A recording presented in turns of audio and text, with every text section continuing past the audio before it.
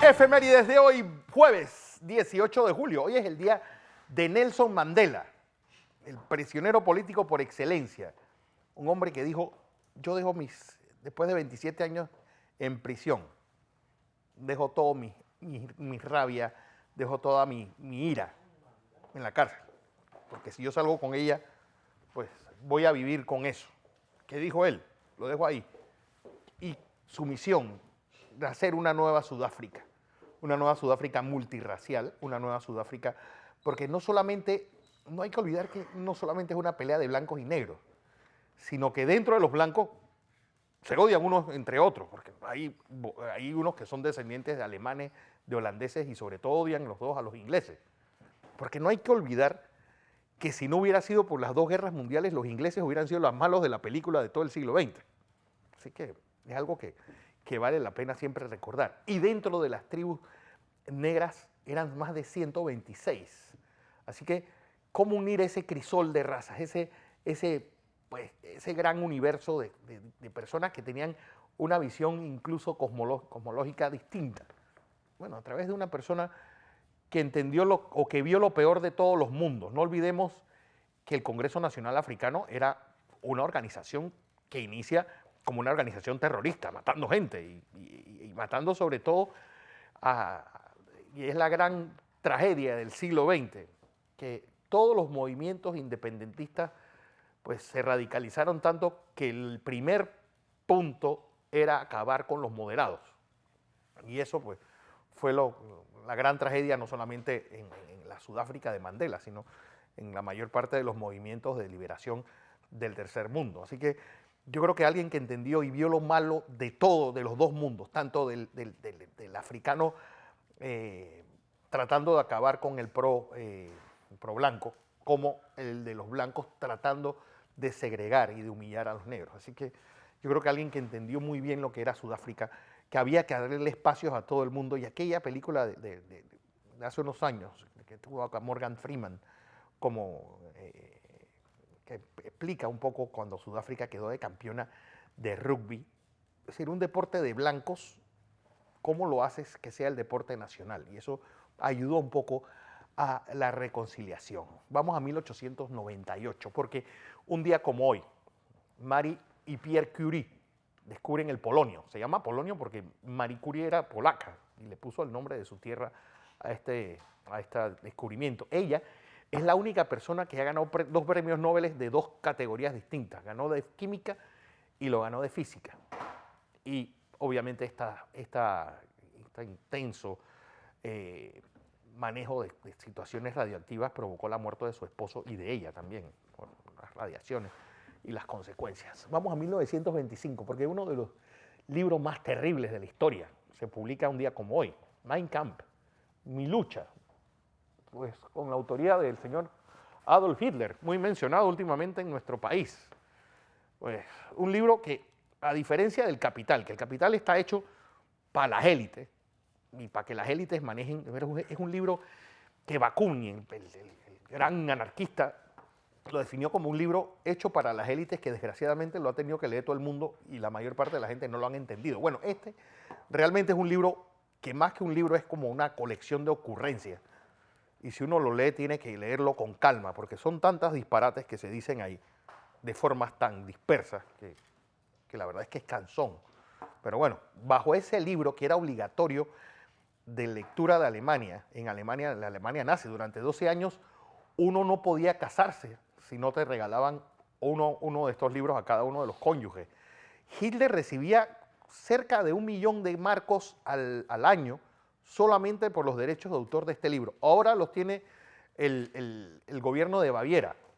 Desde hace unos años los ha vuelto a editar, ¿saben? Un poco para que uno entienda pues, de dónde salen tantos odios y cómo esta es una colección de meter todas las mentiras, bulos, leyendas que hay y hacerlas en un libro.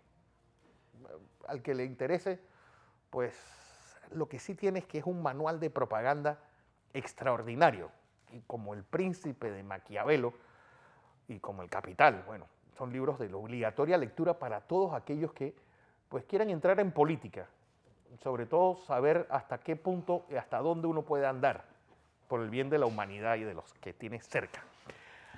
Hablando de situaciones extremas, 1936, un día como hoy, se da el levantamiento del ejército español o del bando nacional contra la República.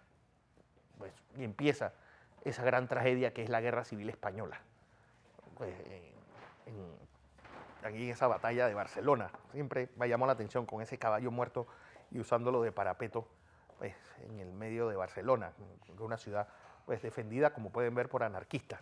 La mayor parte de la marina queda en el ejército, la mayor parte de las capitales españolas quedan del lado de del gobierno de la República, y pues Franco, en un día como hoy, vuela desde África en un avión conseguido, por cierto, por uno de los grandes banqueros españoles, Juan March, pedido nada menos que a Mr. Adolf Hitler, quien es el que por primera vez pues, le echa una mano a este bando. ¿Qué es la gran conclusión que hay de la Guerra Civil Española, la gran tragedia del siglo XX? Unos dicen que esta realmente es el inicio de la Segunda Guerra Mundial. Uno, que a los gobiernos democráticamente electos uno nunca debe dejarlos solos. Y la posición pusilánime tanto del gobierno francés como del gobierno inglés al dejar pues, a la República Española agonizar y sobre todo dejarla en manos de la Unión Soviética, de Stalin, nada menos, que hizo maravillas en contra de todo el mundo, hasta dentro de su propio bando. Y sobre todo, pues, una de las posiciones más tratando de justificarla es la posición de la Iglesia Católica, que tomó bando como un partido en el bando nacional. Incluso hasta su muerte, Franco, que era de misa diaria, entraba bajo palio en la iglesia. Por eso le pusieron, incluso se le llamó la Cruzada Nacional por parte de los católicos españoles, que estuvieron siempre peleando del bando franquista. Una de las grandes obras que explica muy bien esta tragedia, ¿por quién doblan las campanas? Y siempre me recuerdo de esa última frase de ese maravilloso libro de Hemingway. Pues cada vez que muere alguien, muere parte de la humanidad. ¿Por quién doblan las campanas? Posiblemente por ti. Vamos a 1938, porque un hombre cuya fealdad pues, realmente se escondía detrás de uno de los verbos y una de las cabezas más inteligentes de toda la historia del siglo XX español, Manuel Azaña, hoy día ya con la guerra perdida, da un discurso pidiendo paz, piedad y perdón. ¿Por qué? Porque pues, la posguerra fue terrible para la República Española, sobre todo este señor que termina muriendo en México. Y por cierto, una de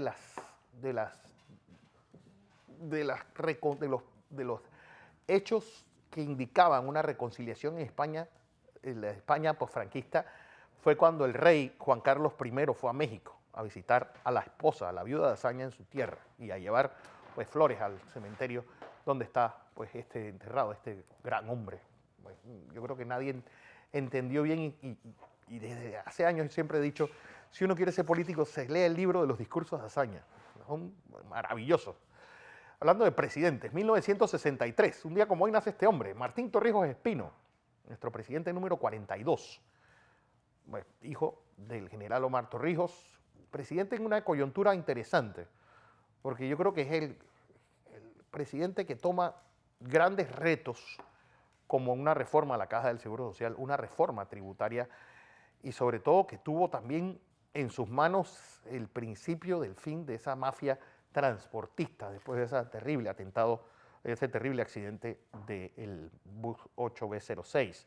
También pues, alguien que se atrevió a demostrarle al mundo que los panameños somos capaces de grandes cosas con ese referéndum y sobre todo con la puesta en marcha de la ampliación del Canal de Panamá. Vamos a 1994, porque todavía está por verse quién está detrás, quién estuvo detrás de esto. Un día como hoy, hace 25 años, un avión de alas viniendo de Colón explota en el aire. Un atentado que ya incluso Benjamín Netanyahu lo catalogó como un atentado terrorista. Pues fallecieron pues, grupos de empresarios donde había de todo, desde judíos y también empresarios pues, nacionales, en una tarde de trabajo como tal. Este atentado, primero perpetrado por los grupos terroristas, ellos dicen que fueron palestinos, en América Latina tendría una repercusión una semana después en Argentina, cuando vuela el edificio de la Alianza Israelí-Argentina, de la AMIA, en una semana después de este atentado. ¿Quién estuvo detrás de esto? ¿Cuáles fueron los cómplices de esta gente? Sigue siendo un gran misterio. Y sobre todo, ¿por qué Panamá? Así que, pues, vamos a hablar hoy.